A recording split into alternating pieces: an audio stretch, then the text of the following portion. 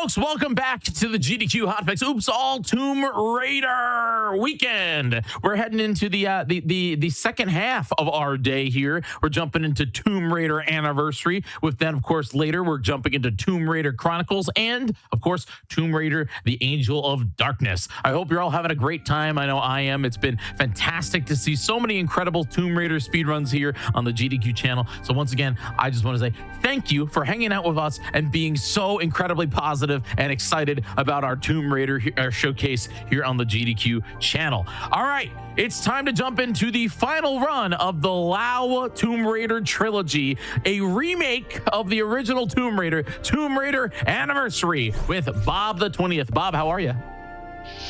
Yeah, good. Yeah. So I suppose I'll start away. So the time will start in 3, 2, 1. So today I'm joined with Brinu, who is just doing Legend. And what's interesting about this game is it came out the year after Tomb Raider Legend. So it runs on the same engine, which is why you'll notice I'm doing the airwalk, which was just shown in Legend. If Brinu, you maybe want to explain what that is. And introduce yourself. Yeah, that is true. So if you missed Legend previously, I ran it, pretty quickly. Anniversary is ran on the same engine as Bob said. So you're gonna see airwalks. Airwalks, the way they work is if you have a ledge and you have guns, you can jump at a ledge to get a stumble animation.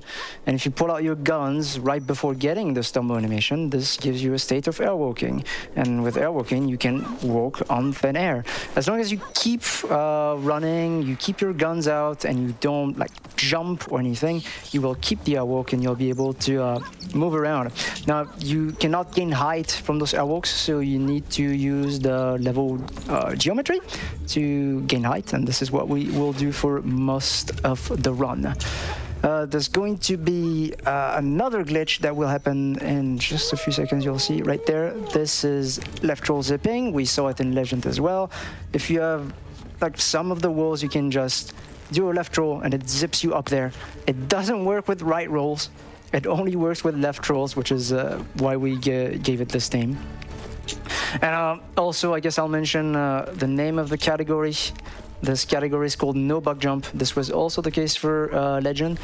No Bug Jump means you're allowed to do everything except one glitch, which is very broken, which is called bug jumping. Bug jumping is kind of a stupid name for, it's basically infinite jumping. You do a very precise rhythm of inputs in a row, and it lets you jump again and again and again.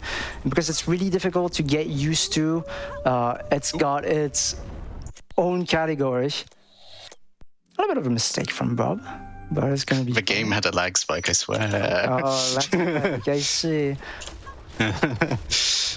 I will mention, so this trick coming up, obviously it uses the airwalk because we don't like corridors. So we're just gonna flip out of bounds. There's no collision here, so we can just sort of follow the level geometry out. So instead of opening that giant door, we're just going to go around, and if I fall in this certain spot, there's a checkpoint for a slightly later bit of the game. Let's see if I can do it. Let's see if it does very good. Oh, that's fine. Yeah, good.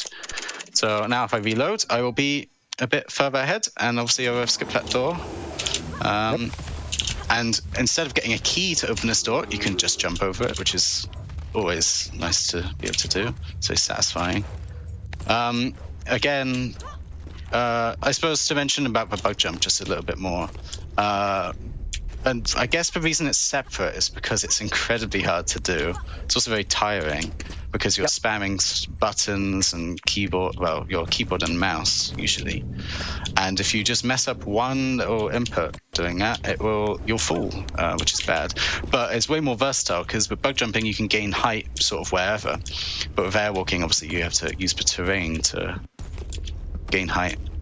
Yeah, if you want a comparison everywhere. If you want a comparison between with bug jumping and no bug jumping, the difference is, I guess it's around a minute of difference. Bug jumping would make this run 1 minute faster. but it would hurt. It hurts your hands. It does. It does. Also, the way I learned it, because I can do it. It's just I've never done a run of it. Is I've learned it in such a way that it doesn't do anything. I can't gain much height. Yeah, this is really difficult. This bit, like TR1. I mean, obviously this is a remake of TR1. I should mention that. Instead of getting cogs and doing a puzzle and having a T-Rex fight. Yeah, remember, yeah. There's supposed to be a T-Rex, yeah. Yeah, there's no T-Rex in this one. The next bit I actually find quite difficult, but that's just a me thing. This will also skip this whole room, so great fun. There you go, I should be fine. I'm going to front row under here. Yeah, basically, there's supposed to be a boulder here. If you go through the trigger of it, but instead we're going to jump around the trigger. That way the boulder just never comes down, and we can just progress through this. Now, would you categorize Anniversary as a remake or a reimagining of TR1? It's definitely a reimagining, right? I mean, it's got modern controls, and I think that's definitely quite important. I mean, there is manual grab, but it's not. Is it tank? I don't know the definite. Yeah, tank terminology. But yeah, so it's completely different. So it's more modern. Same with Legends, obviously. The manual grab actually saves a bit of time if you have it on, but because I'm not used to it, I will not have it on. But that's only really for glitch, so it's not really for 100%. The manual grab is that thing you have in classics, just in case. It's the thing where you have to hold a certain button to make sure she doesn't let go of ledges. There's also that in this game, and it's a little bit faster with swinging bars. But in this specific run, there's only one swinging bar, so it would save not even a second. You'll notice there's also more QTEs. Underworld seems to have given them up, but yeah, there's a difference. With those QTEs and Anniversary is that you cannot spam the QT inputs. You have to wait for them to be on screen before you press them. In Legend, I did not mention it, but you can just spam them before they even appear on screen. Now we're going to see another big skip, and one of the hardest to learn. Oh, a little bit of a freeze. Yeah, it was fine when I was testing it. I'm sure it'll be fine. But yeah, this is another big skip that's incoming. We call it the 40 skip because it skips 40. I'm not doing this, however. What am I doing? That's fine. You just go back. Got to get in. There you go. You can also look I remember what I'm doing. Normally, you don't swan dive down here, actually. But if you swan dive on sloped ledges, I mean, this is stairs, but I guess it works. If you have the frames for it, you will have massive boosts. There seems to be a trend with high frame rate ruining physics. Yep. For these series of games. But there's the 40 skip right here. So normally what you would do is get 4 keys and then open the door down there. What you can do is clip out of bounds with a handstand, do a full damage cancel to land on this very tiny platform, and then almost first try. We're gonna do it second time. It's fine. The handstand animation is what gets you out of bounds on this ledge. If you position yourself like as much left as possible and do a handstand, you'll see she clips out of bounds slightly. There we go. And then a gun also jump. Mentioned it's probably one of the hardest tricks in the game. I will say Underworld in comparison is probably harder, but it's all subjective anyway. I mean, I don't know much about Legend anymore, but I'm sure it's got way harder since I last played. I mean, in terms of difficulty, I've always put Underworld as the hardest personally. Yeah, I mean, it's hard. Yeah. So this, we're just sort of progressing. You saw a little skip there. I just swan dived instead of doing some platforming. Some swimming, I suppose. So instead of climbing up here, we can just airwalk. I say, in theory, we can just airwalk, and then we can climb up this little box. Not the best movement, but we'll climb up this little box, and then we're out. There is a little skip here, which is hard to get. I didn't get it. You can skip this cutscene by backhand springing at a specific time during an airwalk. Very Yeah, the reason it works is a bit of bad was yes. me. The reason it works is because when you're in a state of airwalk and you backing spring into the ground like this, part of Laura's body kind of goes through the ground. So if you time a backing spring just at the perfect timing, she goes underneath the cutscene trigger, and this is where you skip the cutscene. Didn't happen this time, but it's pretty difficult. A fall damage Notice I'm canceling. also... yeah, this.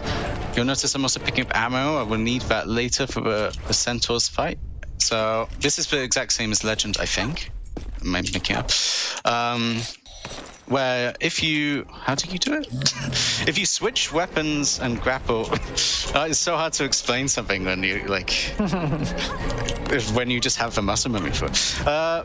Basically, if you press some series of inputs, you can do a full dash cancel. Here we do the DD360. Like I explained, that poor gorilla was...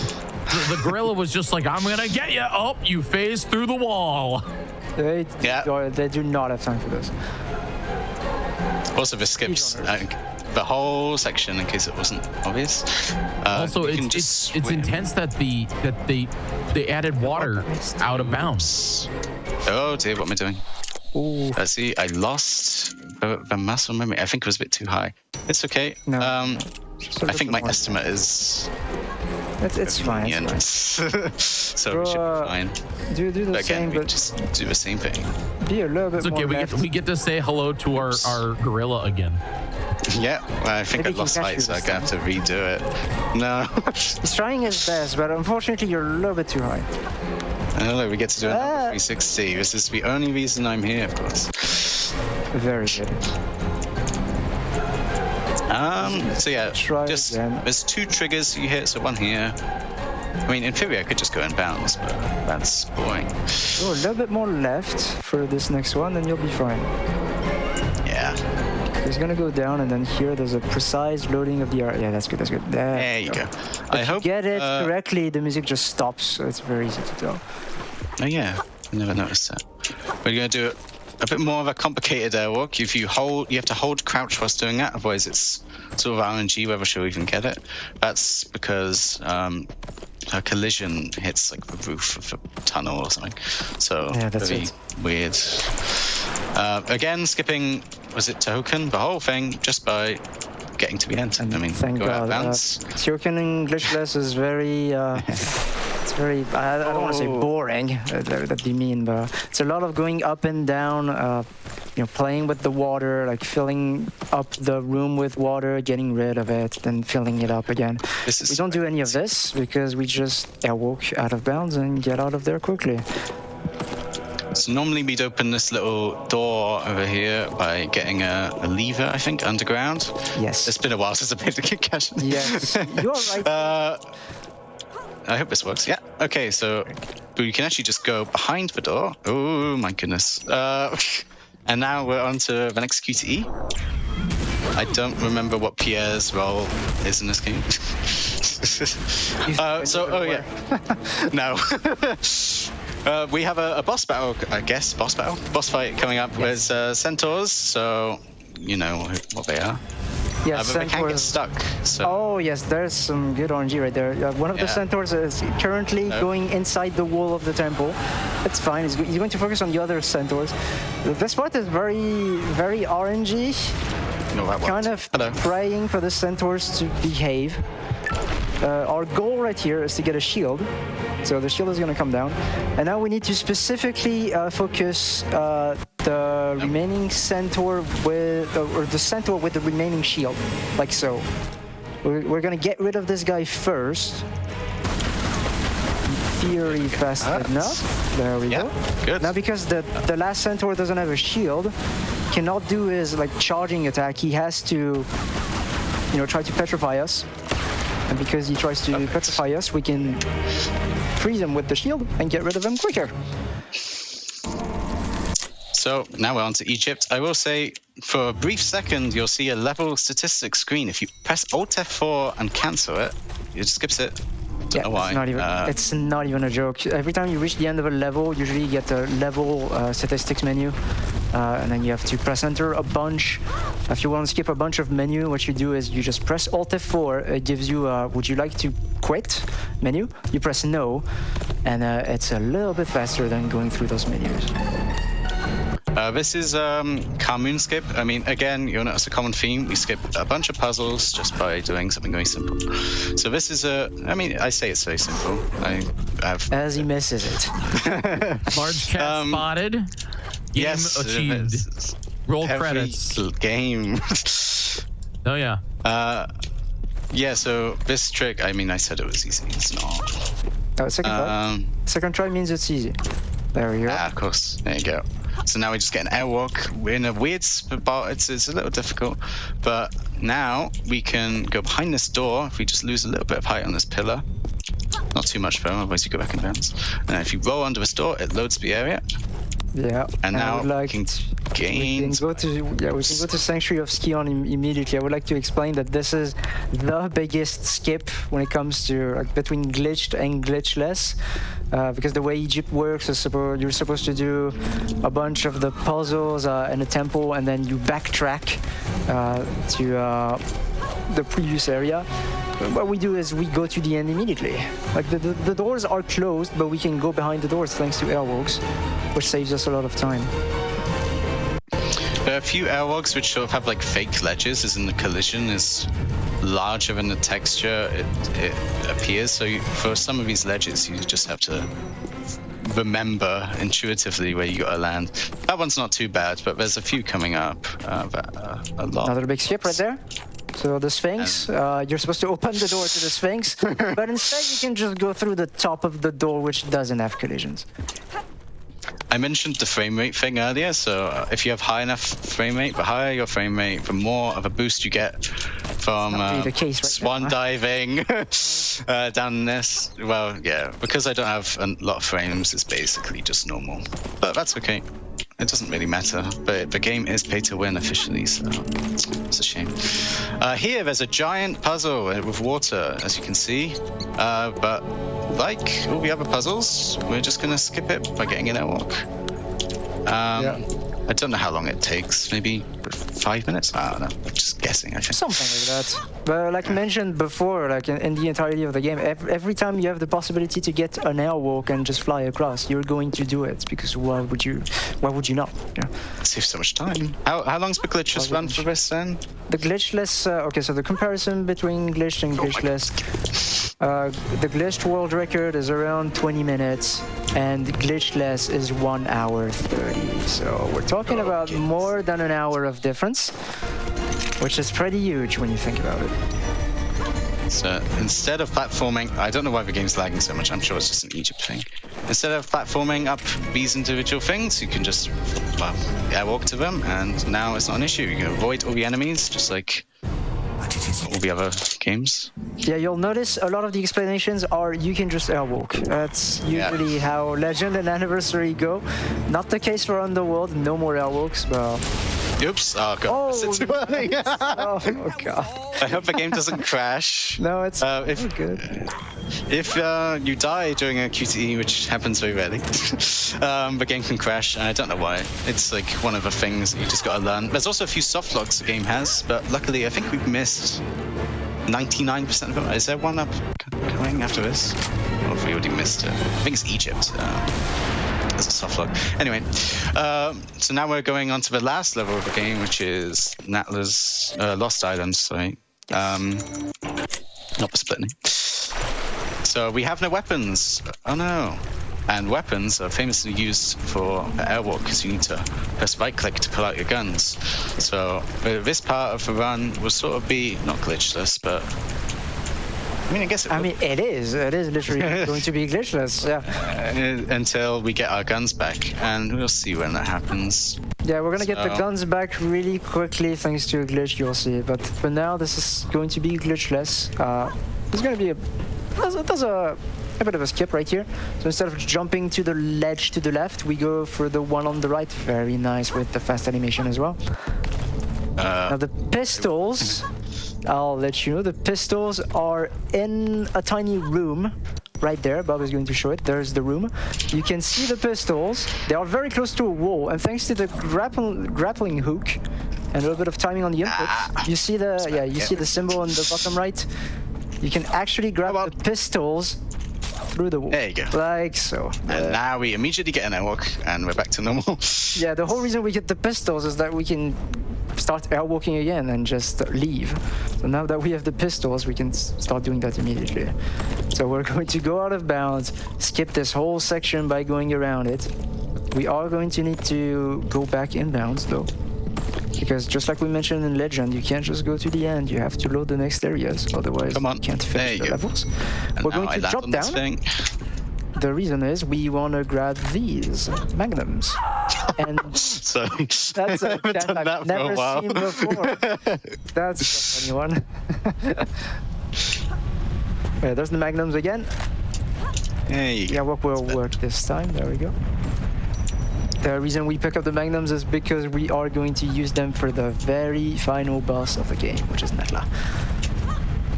Yeah. So again, damage. getting airwalks. It's the whole game.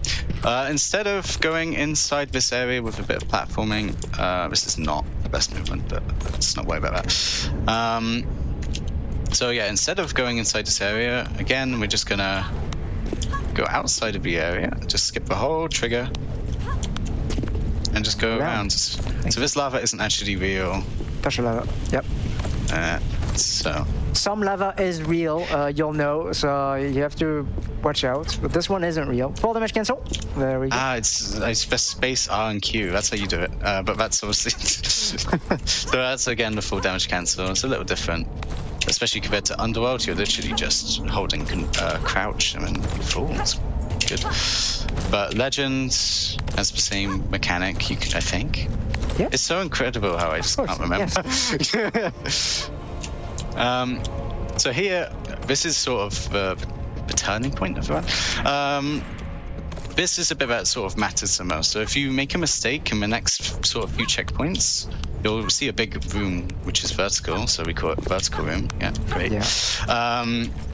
If you make a mistake, so dying, for example, is a mistake, you sort of have to go all the way back and do this, I guess, casually. You have to kill enemies and stuff.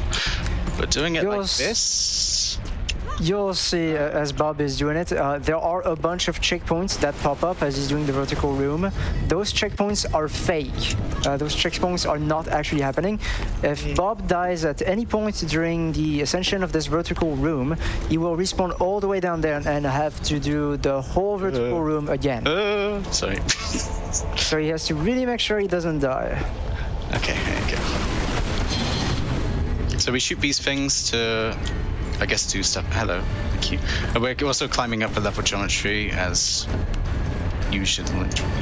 Oh my goodness. Very nice. I'm sort of petrified. This one I don't think we shoot unless it's the next one, but we'll find out. We don't. No, there you go. See, I remember this game. So we gain height on a little bit of things. So here's another one. We get a backhand spring up this. So if we shot the grapple here, this platform would stop us from being able to gain that height, which is a problem. So we're going to do an extra roll for height, and I'm not going to do the thing. Yeah, it's really risky. So yeah, the platform, this platform right here, it is technically possible to jump directly to it. But when you jump out of an airwalk, there are a few frames. You can jump a few frames after letting go of your guns.